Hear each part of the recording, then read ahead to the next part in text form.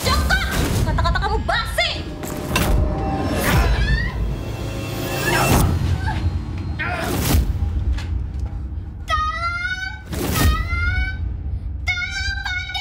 Hei, kamu diam! Diam! Jangan, Gun!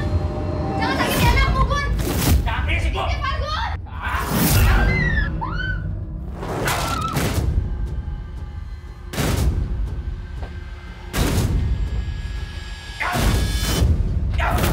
Angkara murka menguasai seorang Gunardi. Kedua mertua, istri, dan sang putri jadi korban keji. Simak kelanjutan kisah tragedi dalam Rajapati. Cerai Tasu dibantai mertua dan istri.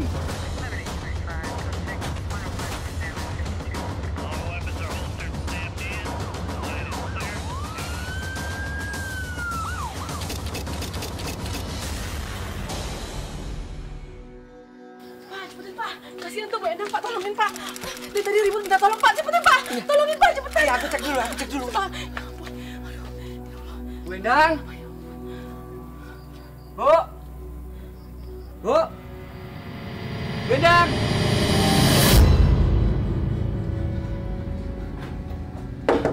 Bu Endang! Bu Endang! Ketika tetangga korban mengepung rumah, Gunardi kalut gelisah. Rasa takut mengimpit nyali Gunardi dengan 4 korban terkapar di basmi. Bu! Bu Endang! Bu Endang! Ada apa, Pak? Ada apa tuh, Pak? Ada apa ya, Pak? Bu Endang! Bu Endang. Bu Endang. Bu. Bu! Bu. Dengerin. Ada yang nggak beres di dalam. Saya menduga terjadi pembunuhan di dalam. Aduh, Kalian benar ya? cepetin Pak. Jadi, kamu ikut saya. Oh iya, Pak. Kamu jaga depan. Oh iya, ya. siap, Pak. Saya cek yang di belakang. Oke? Ayo, Pak. Iya Pak, iya Pak. Cepetin Pak. Baik, Pak. Ya Allah. Bu. Bu. Bu Endang! Terus saya terdiam agak lama. Tiba-tiba saya dengar ini suara apa grendel, kalau orang Jawa bilang grendel, kayak mau dibuka orang itu.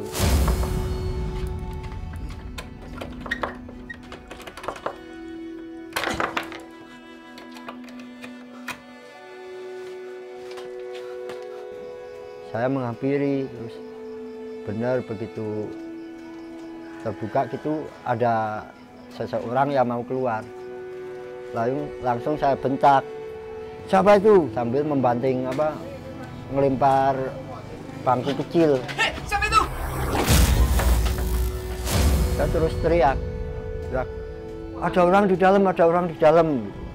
Betulnya udah banyak orang cuma nggak berani mendekat kan, cuma di jalanan itu. Terus, begitu ini kebetulan ada 2 orang apa mendekati saya. Terus saya bilang, kepung belakang. Terus saya pokoknya bikin suasana gaduh lah, suruh ngepung apa orang-orang mengepung rumah gitu. Dan begitu ada bantuan 2 orang, saya beranikan membuka pintu belakang. Ya memang udah nggak terkunci, mungkin mau buat kabur. Hei, keluar dari rumah! Keluar! Benar, rumah sudah kita kepung. Kalau kamu mau selamat, cepat keluar. Ya, keluar, ayo keluar. Polisi ini mau datang. Polisi masih dalam perjalanan. Gunardi benar-benar panik. Nyalinya ciut setelah dihardik.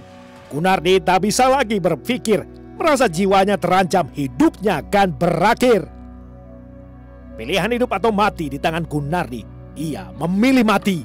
Daripada jadi bulan-bulanan dikeroyok massa, Gunardi pun menimbang-nimbang 2 cara menyudahi hidupnya. Gunardi sempat bimbang, rasa ngeri membayang, sehingga pilihannya mengambang. Akhirnya ia menenggak habis sebotol obat bius hingga tumbang, pingsan dan tubuhnya kejang-kejang.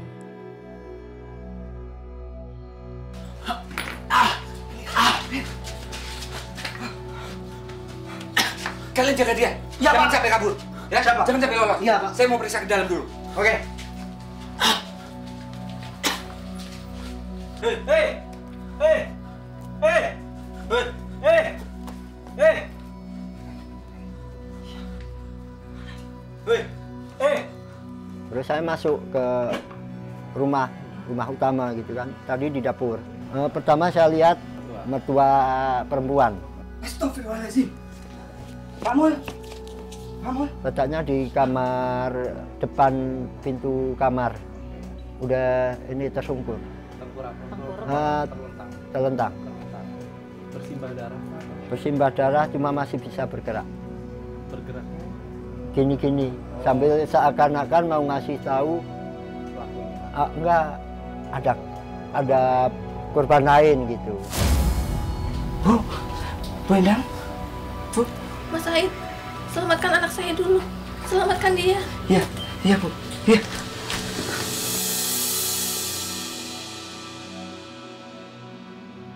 Tolong, ada pembunuhan. Tolong.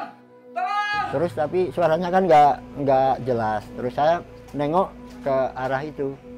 Benar ada korban yang berinisial istri dari pelaku. Di sampingnya lagi ada anak dari pelaku. Pak, di sini orangnya, Pak. Aparat Polsek Kutu dibantu Polres Purworejo setibanya di lokasi langsung diantar warga ke terduga algojo. Warga mengenalinya bernama Gunardi, suami dari Siti, menantu dari pasangan Muhammad Wayono dan Endang Susilowati. Saat diperiksa oleh polisi, Gunardi tampak seolah-olah mati setelah menenggok sebotol obat bius di tangan kiri. Temuan polisi kemudian amat mengejutkan. Polisi menemukan 2 pisau, tudung kepala serta lakban, sehingga memancing kecurigaan bahwa Gunardi sudah melakukan persiapan.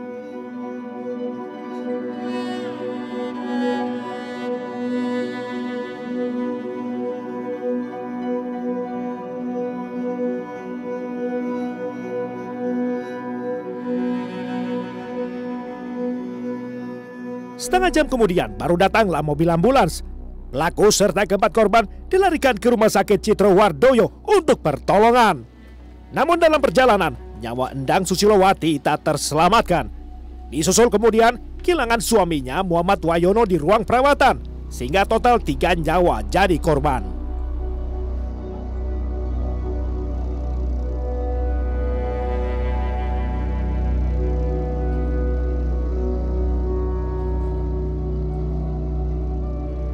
Hubungan mereka ini suami istri yang bekerja di PNS salah satu kementerian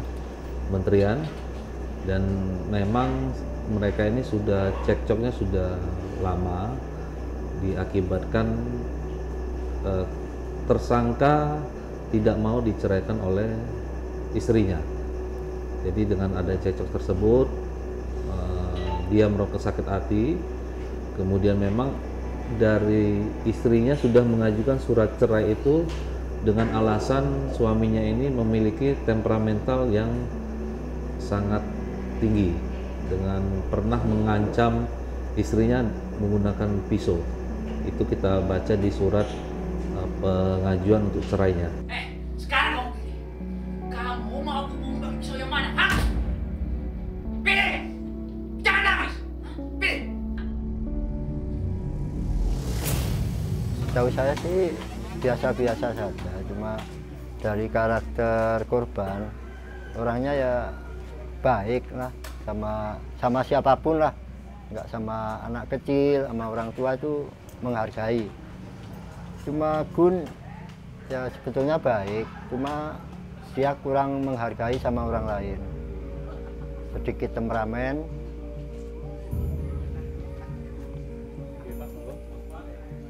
Terus orangnya tuh ya bergaulnya itu kurang supel lah.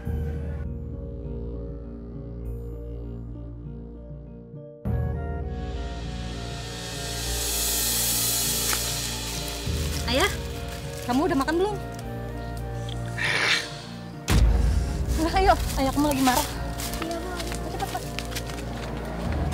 Sebenarnya gelagat itu kelihatan nggak sih kalau mungkin sehingga temperamental, sadis seperti itu ketika dia ada tinggal di sini?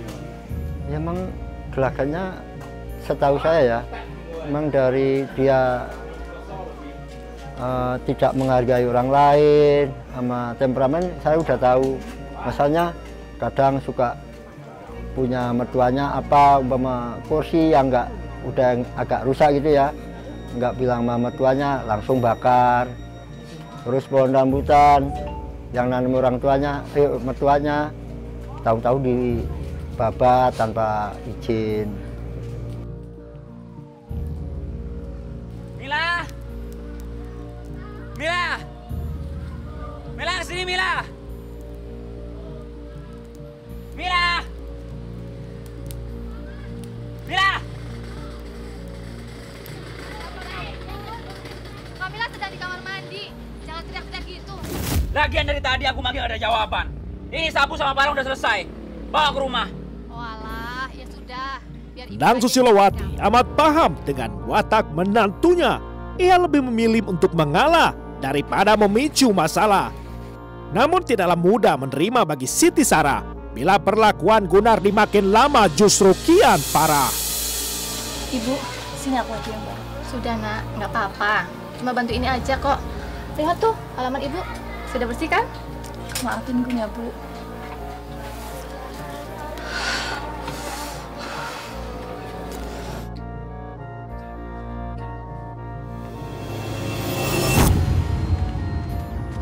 Hai Gun, kamu jangan kurang ajar ya, apalagi sama ibu. Aduh Sarah, maksud kamu tuh apa sih? Aku salah apa? Aduh kamu Gun, rubahlah sikap kamu. Hargain orang lain, jangan jadi congkak. Aduh, hargain apa sih? Hah? Kamu tuh ada-ada aja. Udahlah. Bukannya berubah, Gunardi makin keras kepala. Ia merasa benar, sehingga tidak satu pun teguran Siti Sarah didengar.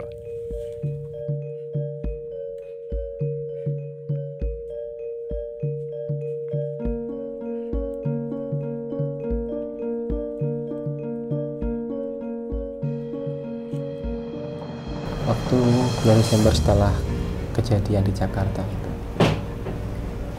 Desember yang ketika masih mengancam ya? Ya, itu pun tanpa mediasi terlebih dahulu. Ketika saya pulang cuti untuk cuti tahun baru, saya tiba-tiba dapat panggilan sidang dari Pengadilan Negeri Purworejo sini. Setelah saya tanyakan ke mertua, ternyata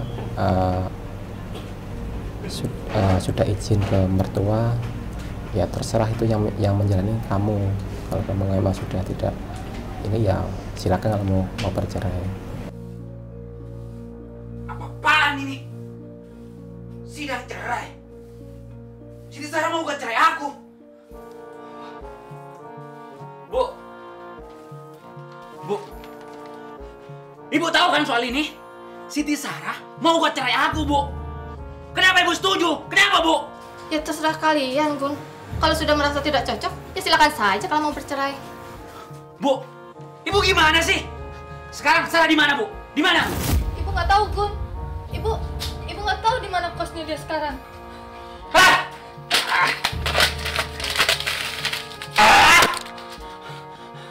Ibu nggak setuju lagi. Sarah mencariin aku, Bu. Ya, sekarang aku harus cari Sarah. Cuti tahun baru Gunardi berakhir pedih. Memasuki tahun 2019, Gunardi menyandang sakit hati. Menguras cinta menjadi benci penuh duri. Itu kejadiannya Desember juga. Akhir, itu kan kita ada mediasi. Sebelum mau perceraian kan ada mediasi. Antara Pak D, Bapak Ibu, korban, pelaku sama mertua korban. Setelah itu dia sudah mau oke, kalau mau ada perceraian. Tapi langsung barang-barangnya dan waktu itu juga barang yang dia beli di sini kayak kulkas, kayak karpet musola, kayak barang-barang kecil-kecil lah, itu semua dikeluarin sama dia. Dan terus dia bilang umpatan Matio. Gun. Istighfar, Gun. Gun, Elsa. Sabar, Gun. Gun. Orang ngomong gue. Ya Allah.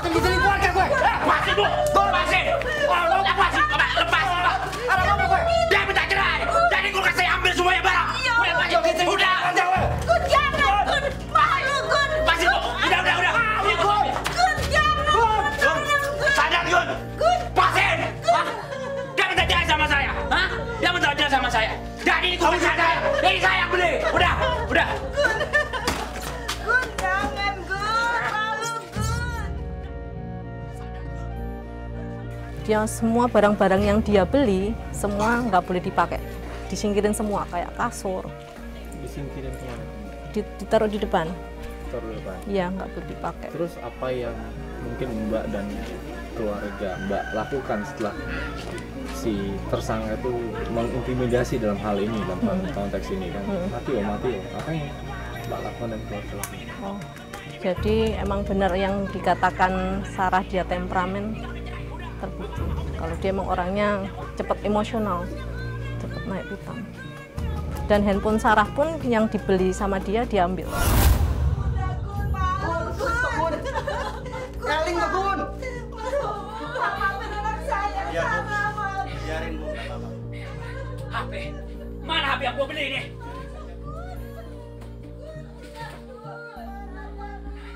Ini HP juga gua yang beli. Gun, malu Gun, lihat ibu Gun. Gun, lihat ibu.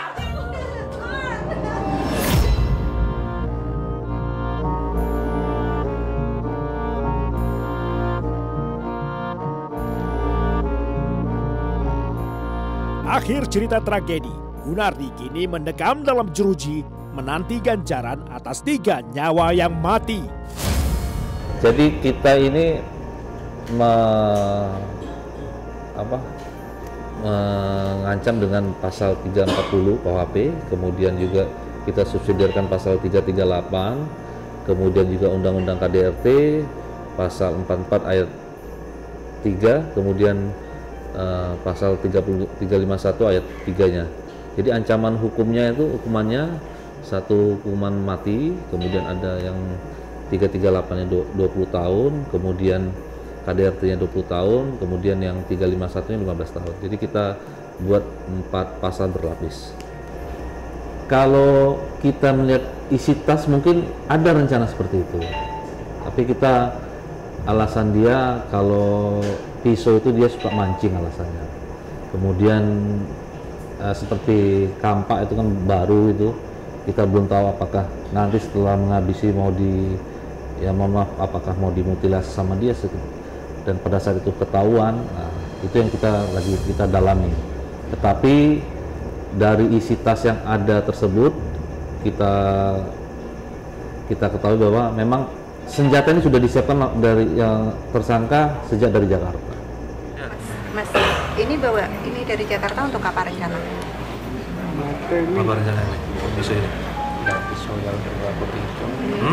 Bukan, satu dulu kan untuk mengancam istri. Ini? Masih ada luka. Ini? Seperti ini? Yang besar? Sama, kebetulan ada 2. Oh, ngancam begini dulu 2 ini? Terus belati ini? Ini kan akan mancing saya sebenarnya. Memang kalau saya bisa pergi saya tahu. Kau mancing? Mancing di mana kamu? Ya, di mana saya ada di rumah di Jakarta. Oh gitu? Bukan kadang lihat mau mutilasi, bukan? Enggak. Terus? Ini lakban buat apa nih ceritanya? Saya sendiri kalau nggak nikah kalau nggak saya bisa minum. Kalau nggak untuk istri, untuk saya sendiri setelah minum itu biar keluar saya tadi. Oh, tapi gitu. Memang sudah ada niat membunuh dari Jakarta? Ya. Enggak? Enggak? Untuk bunuh diri saya sendiri. Tadi SMS saya terakhir kan saya mau membuktikan saya mau meninggalkan mereka. Kan saya sempat SMS terakhir, saya ingin menyelesaikan masalah ini. Saya ingin membuktikan bahwa saya ini serius, nggak main-main. Istilahnya kalau memang mau kembali serius. Tapi kalau mau nggak kembali ya udah saya yang pergi saja. Saya sudah menyerahkan apa yang saya punya ke istri saya, untuk anak-anak saya. Jika memang saya sudah tiada. Menyesali apa yang telah saya lakukan, kekonyolan saya, kebodohan saya yang telah saya lakukan. Mengapa saya harus begitu tega dengan masa depan saya? Kenapa saya tidak bisa berpikir secara dingin? Itu yang saya sesali sekarang. Hukum mati ditembak, hukum mati ditembak. Kamis 3 Oktober 2019, unjuk rasa pihak keluarga serta warga desa pecah. Setelah mendengar tuntutan jaksa, Gunardi dituntut hukuman pidana selama 20 tahun penjara. Pas semuanya sama ibu-ibu nanti ditanggung sama mereka, tidak terjadi apa-apa. Saya minta jangan membuat situasi yang nanti merugikan bapak-bapak semua.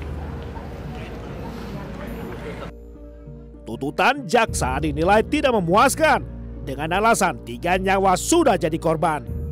Buat Gunardi, seharusnya hukuman mati demi keadilan. Kan teman-teman datang untuk meminta keadilan di sini. Ya, sebenarnya masyarakat itu cuma minta keadilan. Untuk permainan. Masalahnya itu mau menghukum, mau membunuh itu udah direncanakan sama pelaku. Jadi masyarakat tidak puas kalau cuma tuntutan hukuman cuma 20 tahun. Masyarakat sendiri minta sebenarnya seperti apa? Apa yang diminta? Langkahnya seperti apa? Hukuman seadil-adilnya pada 3 nyawa masyarakat. 3 nyawa. Bila mengacu jadwal persidangan, pada pekan ketiga Oktober, majelis hakim akan membacakan putusan. Lantas apa saja yang menjadi pertimbangan? Apakah majelis hakim akan memenuhi tuntutan keluarga korban, memberi keadilan yang dinanti-nantikan?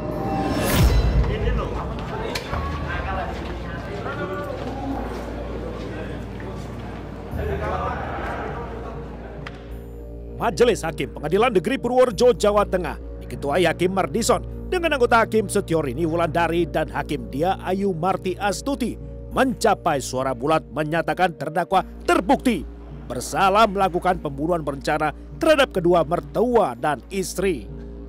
Terdakwa Gunardi dijatuhi vonis hukuman mati, jauh lebih berat dari tuntutan hukuman jaksa yakni 20 tahun penjara. Amar putusan majelis melegakan masa pengunjuk rasa yakni keluarga korban serta warga desa. Alhamdulillah hukumannya mati. Setimbang apa yang dirasakan keluarga dan warga juga pengennya gitu. Berarti lega ya Mbak ya? Alhamdulillah sekali. Allah. Mbaknya sudah langsung dari keputusan hakim bahwa ya, terdakwa dihukum mati ya Mbak? Iya, alhamdulillah. Majelis Hakim tidak sependapat dengan tuntutan jaksa karena tuntutan dinilai tidak setimpal dan tidak sesuai rasa keadilan masyarakat. Perbuatan terdakwa di mata hakim amat keji serta tidak masuk logika hukum bila terdakwa membawa 3 jenis belati untuk menakut-nakuti korban saja atau beralasan untuk menjaga diri. Padahal sebelumnya ia pernah mengancam akan membunuh keluarga istri.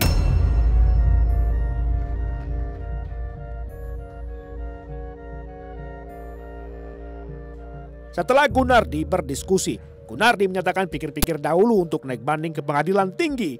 Respon serupa juga disampaikan pihak jaksa.